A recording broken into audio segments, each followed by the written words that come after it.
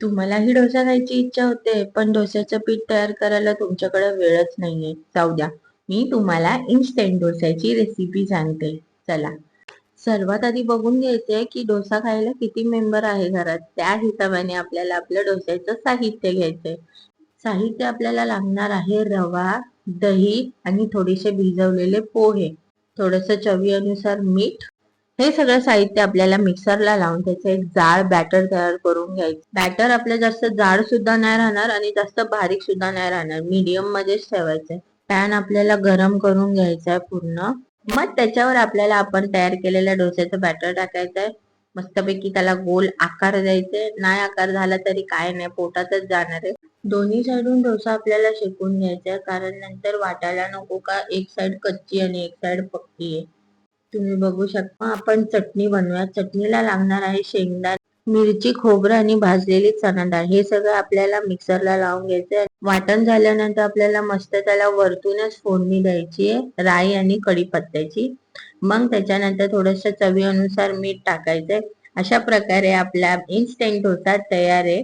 मी सुद्धा first time try केला, पण तो खूप मस्त झाला. तुम्हाला माझ्या एक्सप्रेशननी समजला असेल. अखेर मेहनत रंग लाई. मग मग पेट पूजा केल्यानंतर मी लागले कामाला. झाडू मारून घेतला. मग एवढा छान नाश्ता भेटल्यावर ढीगभर भांडी सुद्धा असणारच आहे घासायला. मग सपासप ती भांडी पण घासून घेतली, लादी वगैरे सगळं करून घेतलं. मग मी गेले तीच गावात. तिकडे त्र्यंबकेश्वर असं मंदिर तयार केलंय आणि त्याच्यात बाप्पा सुद्धा आहे. गोड असे बाप्पा आहे आणि तिकडे भजन सुद्धा चालू होतं, ऐका.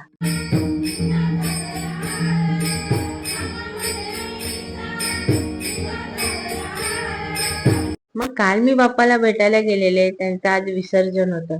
त्यानंतर आरतीची सुरुवात झाली आणि मग निघाले बाप्पा त्यांच्या गावाला.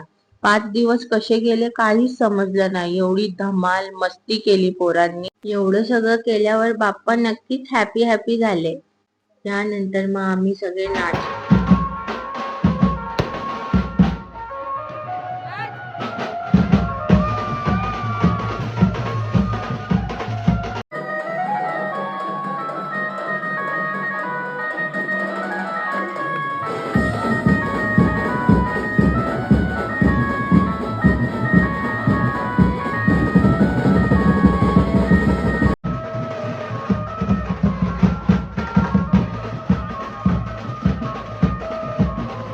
तर आजचा मिनी ब्लॉग इथंच संपतोय. आवडलं तर नक्की लाईक करा, कमेंट करा. भेटूया उद्याच्या मिनी ब्लॉग मध्ये. बाय.